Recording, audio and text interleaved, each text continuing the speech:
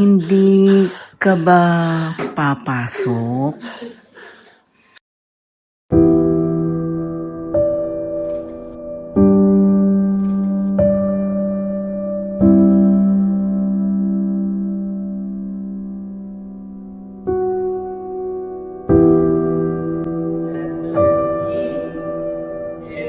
Kaya.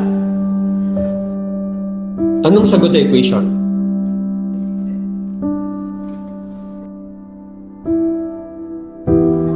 Naaawa ko kay Sir Jerwin, pero school ito at hindi bahay. Paano kaya makapag-concentrate ang mga bata? Sabi nga ng anak ko nung minsan nautusan siyang bantayan ng nanay niya.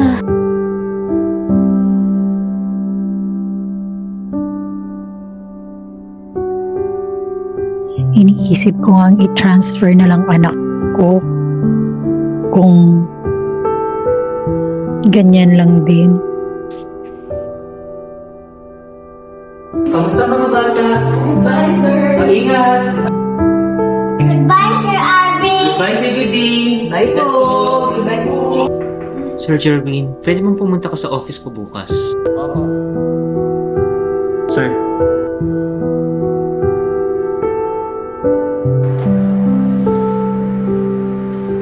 Nay, sandali lang ha. Marami ng parents ang nakakapansin ng sitwasyon niyong mag-ina.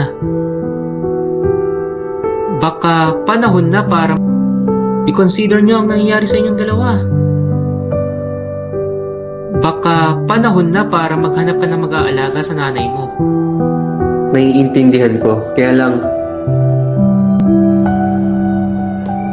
ako na lang ang meron siya. Nay! Nay!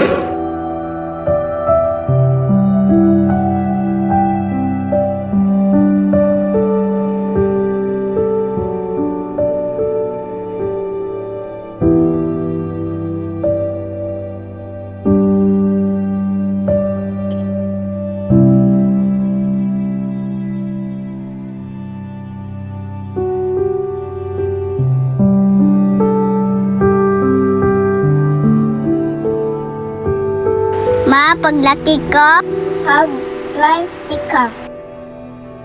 Ma, stop! ZBD!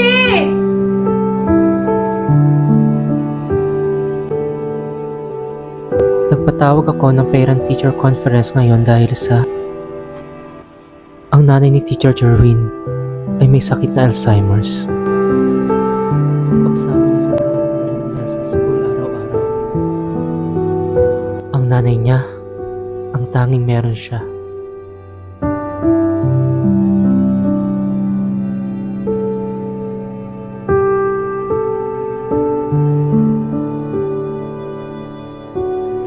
Nay!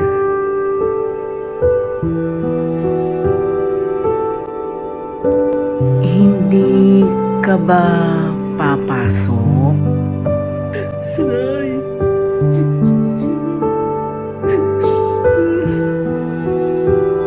Isulat niyo dito ang pangalan niyo.